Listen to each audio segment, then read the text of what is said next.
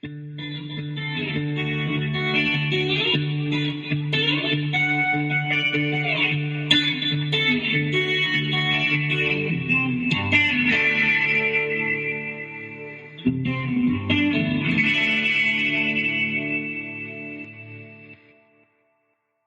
hello. How are you today? I'm doing great. How are you? I am doing well, too. I've got a sort of salt and pepper mountain outside my window. It's got snow at some vapor point, and below it, it's super sunny and green, which is just kind of cool to see the contrast.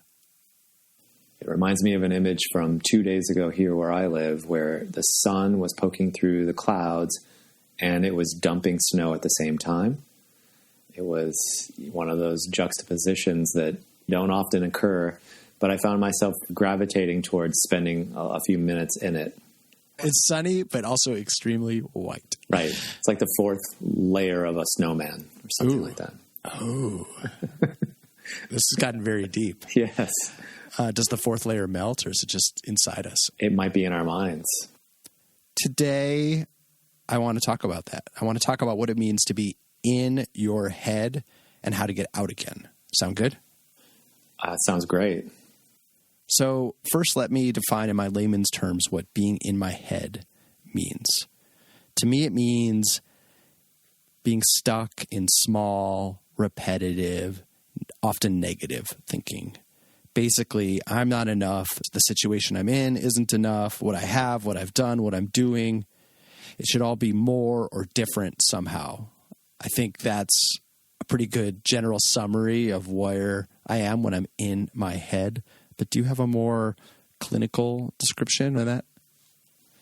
I'm not sure I have a more clinical description, but I guess I would only add that small, repetitive, negative thinking that you mentioned occurs somewhere around 55,000 times a day. Whoa. So it's very human of you to feel that way. So it's human to be in our heads. And at the same time, I hope I have a couple practices for getting out of our heads too. Can I share a couple with you and sort of get your take and hear what you do and what you advise people to do to get out of their heads? Absolutely. So one is this really simple visualization I call space. I start by sitting down, I close my eyes, I'm breathing naturally, and then I picture myself actually doing just that. Right there, where I am, right now, when I am, eyes closed, breathing. I see my face from the outside. And I pan out. And now I see the room I'm in. Whatever's to the left of me, whatever's to the right, and there I am, my whole body sitting there in the middle. I pan out again, and now I see my whole house in cross-section, like a dollhouse. And in it, I'm sitting in whatever room I'm in, meditating. Chrissy might be downstairs in the kitchen, making breakfast. Rasa might be in her room, getting dressed. And meanwhile, the laundry is hanging in the laundry room. The guest bed is downstairs in the guest room. The couch and the bookshelves are in the living room. I can see it all as it is right now, whether someone's there or not. And I pan out again, still in that present moment, the moment where I'm sitting there breathing. And now my house is the size of a Monopoly house. I'm looking at my whole block. And myself and the hundreds of other people on this block are teeny figures, but we're still real. And we're still doing things. Someone might be texting. Someone might be getting ready for work. Someone might be starting a car, watching TV, whatever. The things that are actually happening as I'm breathing in and breathing out.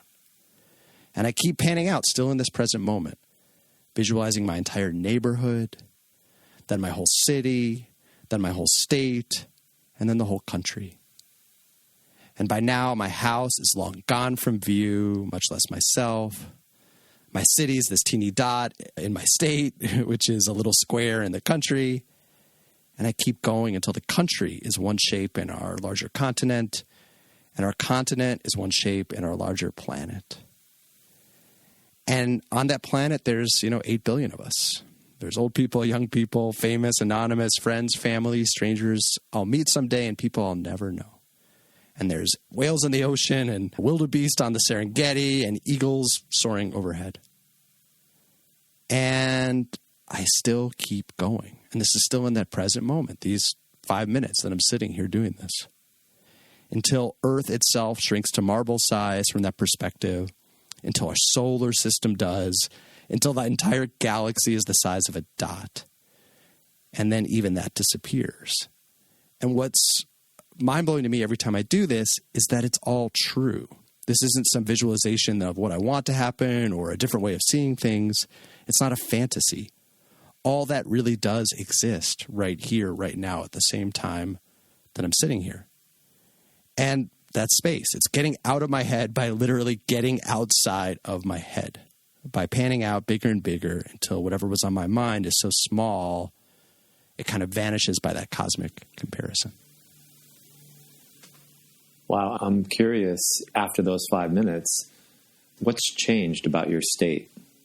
I feel like the concerns that were so swelling that they felt like they filled my head, and it felt like my head filled my entire body, and it felt like my body filled the entire world, and I couldn't see beyond my own nose. Now all of those things have shrunk to a poppy seed lost on the carpet of the universe. It's like taking a decongestant, if you will. And my head is clear, and this, occupying force is so radically diminished. I guess another analogy, I think this is one the Buddha used, is dilution. If you put a tablespoon of salt in a cup of water, it's going to taste unbearably salty. But if you put the same tablespoon of salt in a river, you won't even notice it. And so I guess I'm just sort of expanding what I can see of the world I'm in to that river, or in fact, well beyond that. It sounds like a really pragmatic and effective practice. And I think you're touching on, a concept that feels so relevant and it's so obvious in a way, but just one of those things that just sort of passes right through us. And that is paying attention to your attention and also thinking about perspective. And I've been thinking a lot about this lately because of the fact that as a world, as a planet, there's so many sort of existential threats or pain points where all of us are feeling the lack of safety. And then I've been thinking about what that safety really was in the first place. And to your point, does my 401k change anything that you just said about the nature of reality? No. But for a lot of reasons, we like to construct these boxes and these places that we feel like we know all the rules and our fallback strategies and mechanisms. But the problem with that is that we can feel like the walls are closing in and really stifle ourselves from the ability to explore the expansiveness of what's real, not just what's in our heads. So it's a pretty interesting thing that you've got going there. And in a way, you're also kind of playing around with a subject-object split, where you are not just seeing yourself through your own thoughts, but you're seeing yourself as a poppy seed in the universe's carpet. And I think at first glance, that can sound really overwhelming. But it sounds to me like you find it quite comforting. Yeah, I mean, I guess, if you're congested, then the decongestant is wonderful. And maybe, on the other hand, if you're feeling starved for self, you need almost the kind of opposite remedy. And I think the where's Waldo of all of this goes back to what you said initially, and that is sort of being stuck in a repetitive negative thinking. And then you went on to talk about what the thinking was describing, that you're not enough, etc. And I think the real kicker for people in general is that they have a tendency to think that they can think their way out of thinking. Right? And tail of the dog. Around and around and round. And so By creating all that space, I think what you're also doing is you're breaking the spell. You are, as they say, defusing. Cognitive diffusion is a term in psychology where you're literally removing yourself from living inside your thoughts and being directed by them. And instead, you're looking at them. Through our evolution, we have a negativity bias. Our brain is looking out for danger. And so it is quick to press that alarm button. I think it's about 9-1, where we're thinking more along the lines of danger, critical type thinking. But the upshot of that is that we have around 60,000 thoughts a day. So that leaves 5,000 that are more productive, positive, and creative. And I think what you just did right there with your practice is that you elected to choose one of those 5,000 and say, hey, why don't we do the space exercise? It's creative and it's more productive. And so I think the game is paying attention to attention. None of those things go away. It's more about where we elect to train our focus or our attention. And I think you're really stumbling on, hey, this isn't just a practice. This isn't just something I'm doing because a Buddhist Lama told me to do this. You're actually doing this thing, and it's changing your state. It's changing your perception. And it's having a real impact on your ability to mitigate your moment-to-moment life. And I think visualization is often associated with fantasy. But ironically, what I'm picturing is true. That is what is actually out there, what is actually happening, versus the thoughts in my head, which are arguably a lot more fictional. They're a story I'm telling myself or a story I'm being told by thoughts. Absolutely. There's a great book called Stealing Fire. The co-authors, Jamie Wheel and Stephen Kotler, estimated that we spend as a society around $4 trillion a year trying to get out of our own heads with drugs and gambling, social media, porn and sports, dare I say maybe listening to podcasts as well. But certain podcasts. Certain podcasts, exactly. But if that's true, that as a species we're trying to get out of our own heads, then we have to ask ourselves why. And I think your initial lead into this is one of the reasons why. We're not very nice to ourselves. We blow things out of proportion. We jump to conclusions. And we really do press that alarm bell with this default mode network and the rumination of our thinking mind. And we don't quite understand or grasp the fact that our thoughts aren't necessarily wholly us. And I think that's the real thing that blows people away.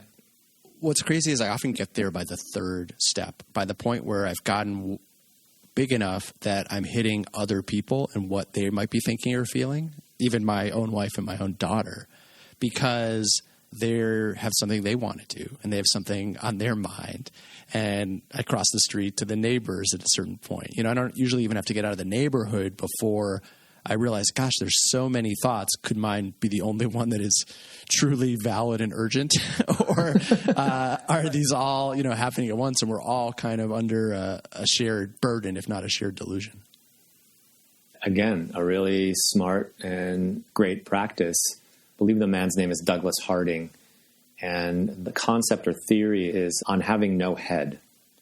So his thesis on this is that if we can live life as if we have no head, then what you're taking in sensory-wise becomes more rich in its ability to inform and connect to our bodies, our hearts, our guts, and sort of pointing that camera out.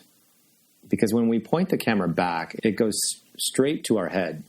We don't typically point the camera back to our arm or our toe. We typically point the camera back to our head and our thoughts. And then we construct more thoughts and we tell more stories and we make more assumptions about, hey, that person just looked at me and they had a funny look in their face. We just sort of insert what we think they're thinking. So this whole idea of having no head is a great way to practice living out. And to your point, the idea that your daughter and your wife are doing something at the same time you're doing something, but to take their perspective can be incredibly liberating. I mean, talk about having no head, and then on the flip side of that is this step one is to see my own face. And I don't mean look in a mirror, just realize that there's someone with a face and a body, which is not a way I normally see myself. And it makes me more a person rather than me, I. And so when I see the other people, they're at the same level. And, it's like, oh, this is a guy who's sitting there with his eyes closed and he's breathing and he's visualizing something. And then I get to the next person. Even though I happen to be that guy, it kind of puts me on the same level as everybody else, for better or for worse. Sounds like a great practice. So one more I wanted to run by you.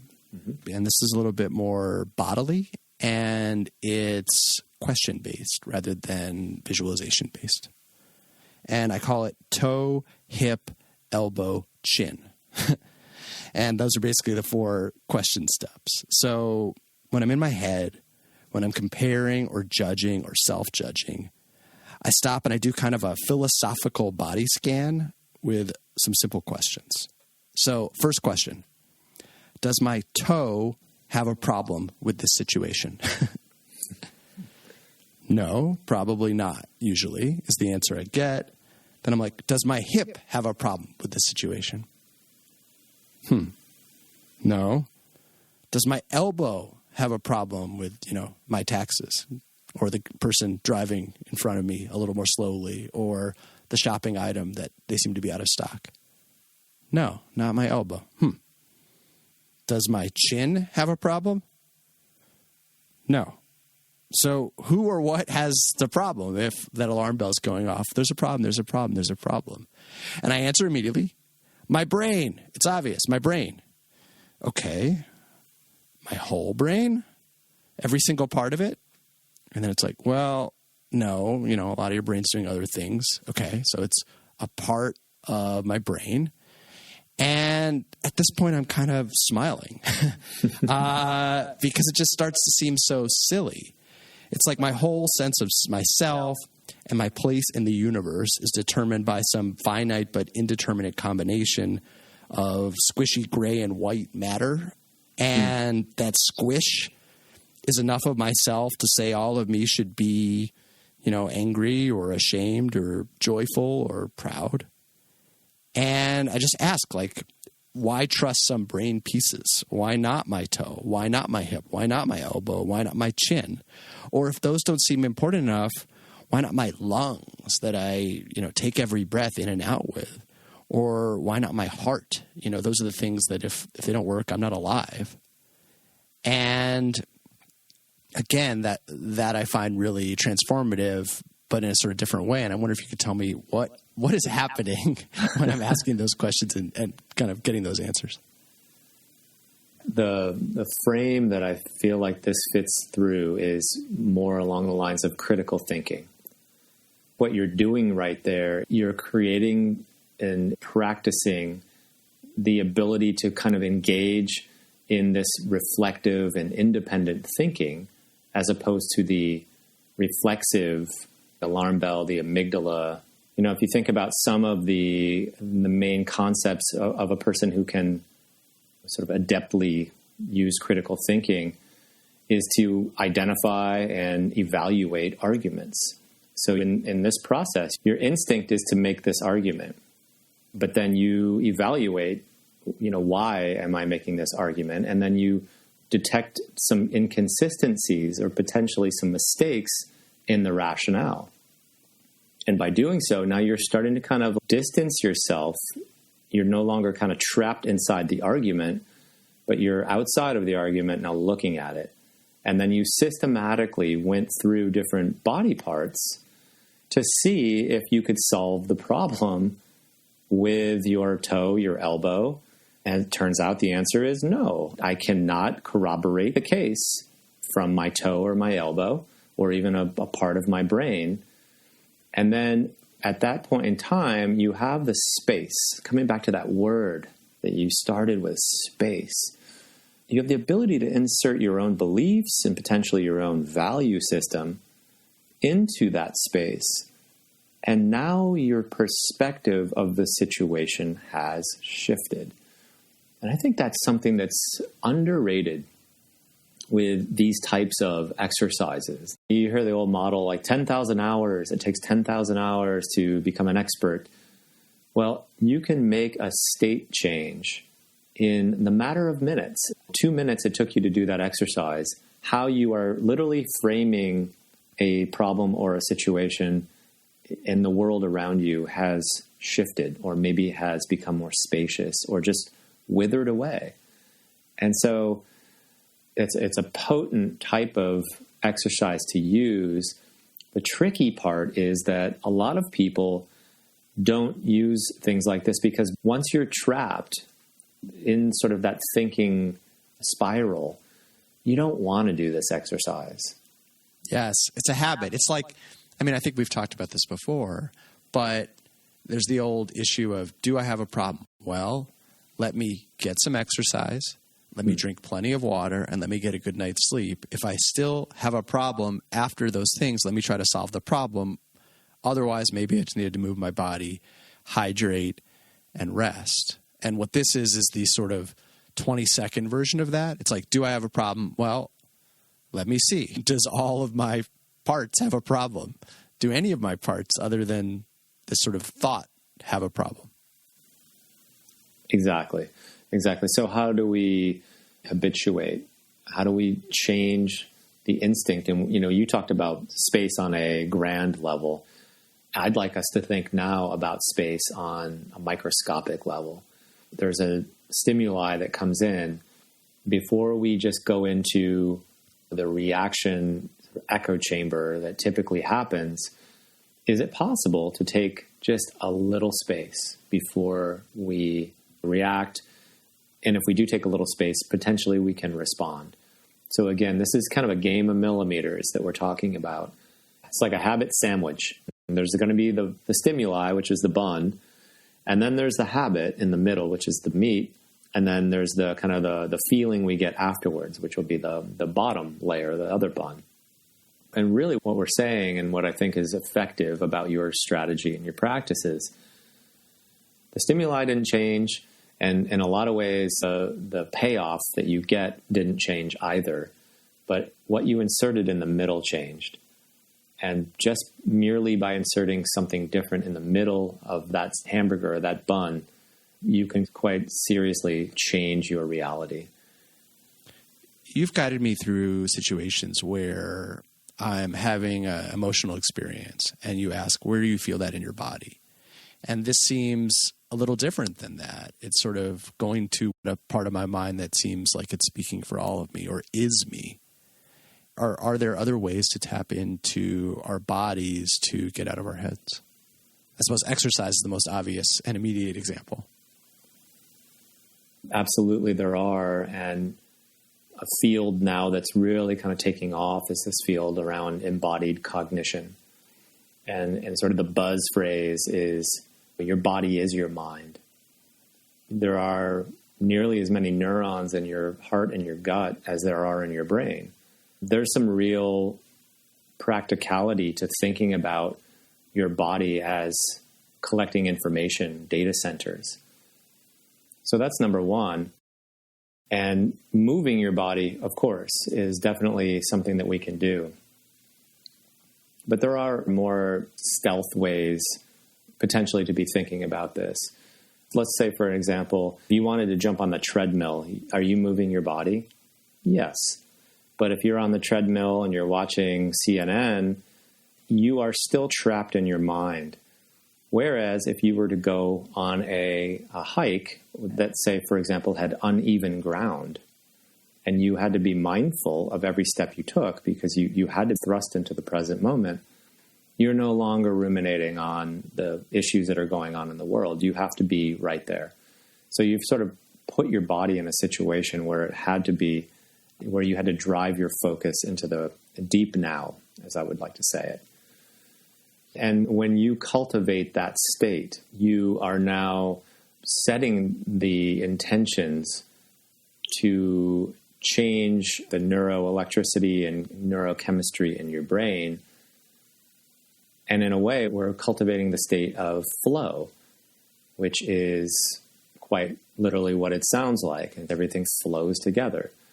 And when we're in the state of flow, our inner critic, part of our prefrontal cortex, part of our brain, it shuts down. So we are no longer entertaining those 55,000 negative thoughts. We are in the moment, and action and awareness merge. And it's been called like the ultimate state of human consciousness, where we perform our best and where we feel our best.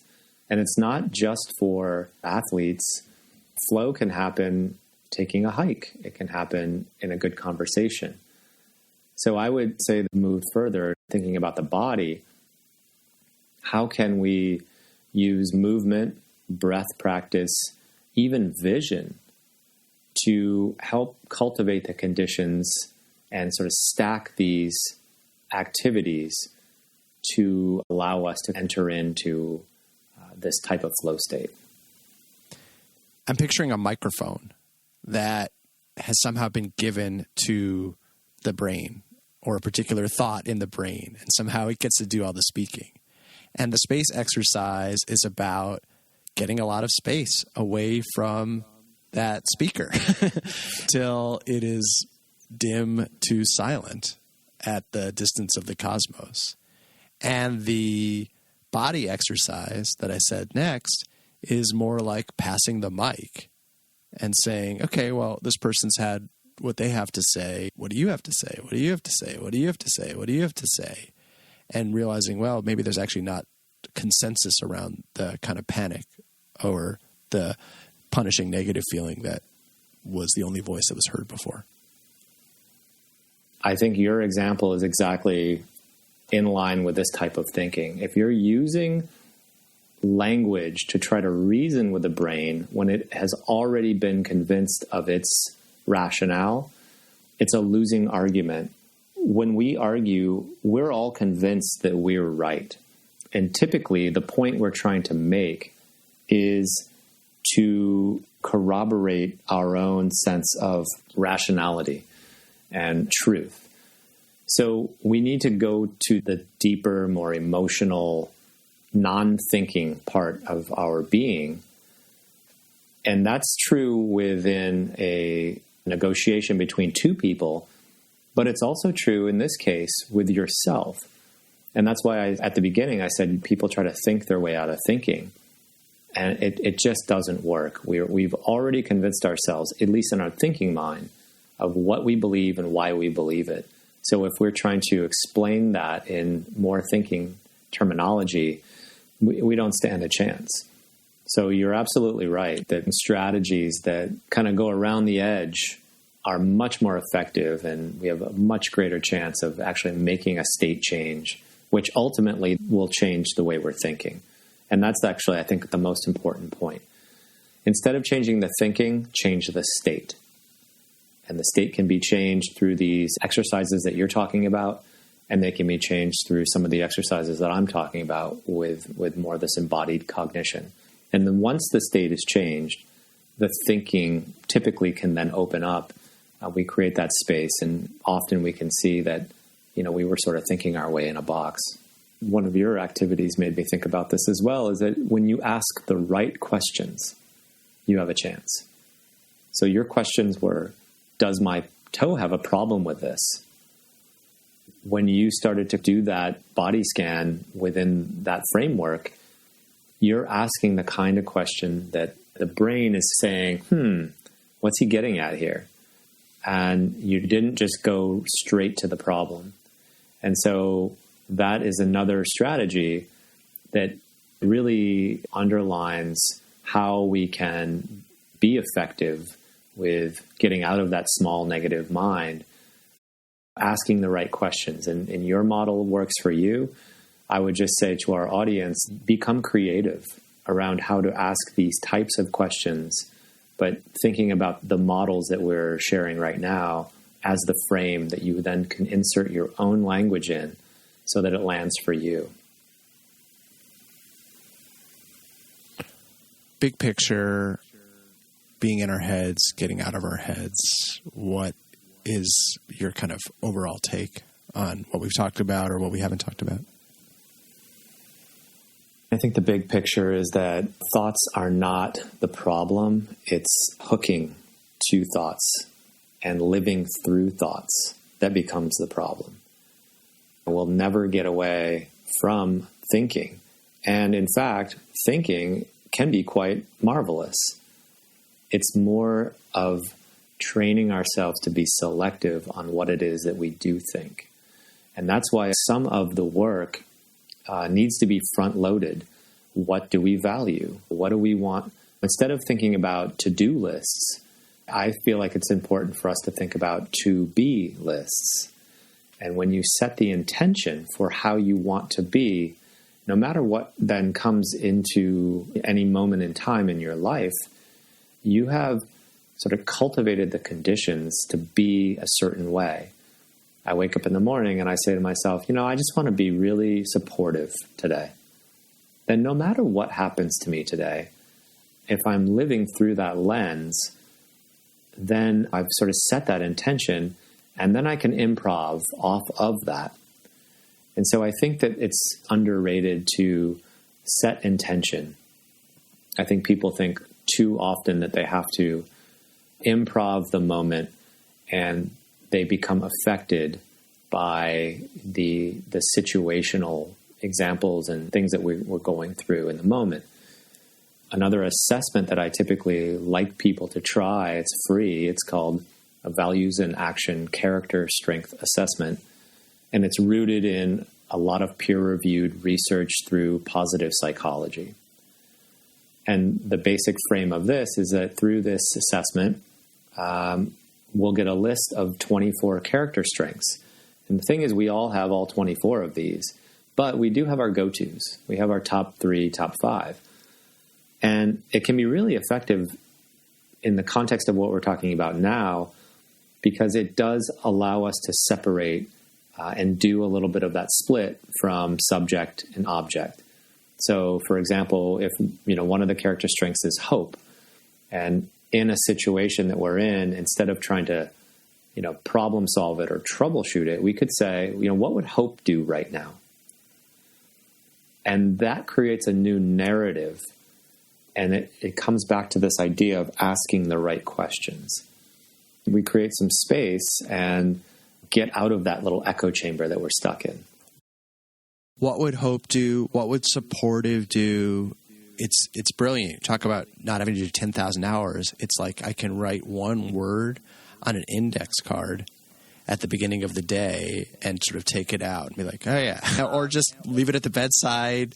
And when I go to bed, just look at that and go, okay, how was I supportive today? Or how was I hopeful? Or how was I resilient? Or how was I funny? Not so serious, I should say. And it just is a nice little intention set, and then check in at the end. And it's so easy sounding. It really is. And it's really effective. And it's also great to use with teams. So if we're a leadership group or a team of any sort or a nuclear family, we can play these roles and we can kind of gamify it to some degree. And we can put a real challenge that we're having in the middle, and then we can play a minute or two of dialogue from perseverance or courage or creativity or hope or any of these other 24 strengths. And the richness and the potential to have breakthroughs is exponential when we do that. I could even see you identifying what's missing for yourself. What's the kind of complementary strength you need in a team setting? I think of my niece and her housemates living together in our current strange circumstances. And something they're doing that seems so smart to me is they're starting and ending every day by just saying out loud together, I have kindness in my heart for others and for myself. And it's just a way of saying, hey, this is the intention.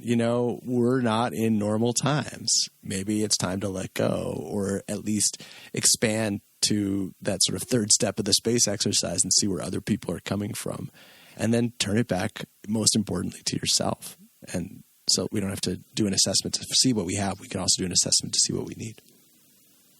I love that. I love that. And, the brain is not so nuanced. It needs to be coached and needs to be talked to as if it's 5 years old. And so by making these positive affirmation statements and repeating them and bookending your day that way, you're setting the intention for how you want to be in the world, but you're also sending the signal to your brain that those are the patterns that we want to look for. And back to that paying attention to attention. We go where we look, as they say. So if I'm setting my intention that way by using simple language, then I go out in the world, well, guess what? I'm going to see that. I'm seeing the pattern that I've sort of set in my mind, in my brain. So it's up to us to set those patterns and really to consolidate them. I love the beginning of the day and the end of the day for that. That's a really smart and elegant way to go about it. Any other recommendations that you want to throw out there or things we should link to before we close? What should we be looking at? I think that we've circled around a lot of really good material here. Embodied cognition is a field that people should explore a little bit more. It's a psychological framework where we learn to accept our thinking mind. And there's a lot of really interesting and fun and simple activities similar to what you were sharing around how to not be controlled by our thinking mind, and then also to pivot towards what we value. So ACT is a really great way, and we'll put some things in the show notes for sure. I guess I'll finish my part with a quote from Yeats. "The world is full of magic things, patiently waiting for our senses to grow sharper." And I think a lot of ways that's the essence of what we're trying to do right now. I think something that unconsciously or maybe consciously really inspired that space visualization for me is this amazing 1977 short film. Maybe you've seen it. Powers of 10. Have you heard of that? Have you seen that? I've heard of it. I've not seen it. Well, it's 9 minutes long. It's on YouTube. We'll link to it. I first saw it in my high school geometry class. And what's great about it is it starts with this couple on a lawn on the Chicago lakefront. And it zooms out every few seconds by powers of 10 until it's gone from that little picnic blanket square on the lakefront to, the outer edge of the universe. And unlike my visualization, it actually comes all the way back and then goes down into that microscopic level that you were talking about with your heart and gut neurons. It goes down into the individual parts of the body, the cells, atoms, and finally subatomic material. And it's just inspiring. It's mind-blowing, super well done, 9 minutes long. So I recommend that. That sounds amazing. The perspective shift is real when we observe reality for what it truly is. It's all happening at once. Thank you so much for your time today. I hope your toe and every other part of you has a great rest of your day. Thank you, Jeremy, and thank you for teaching me some new techniques. I'm gonna give those a shot if my elbow is willing to follow along.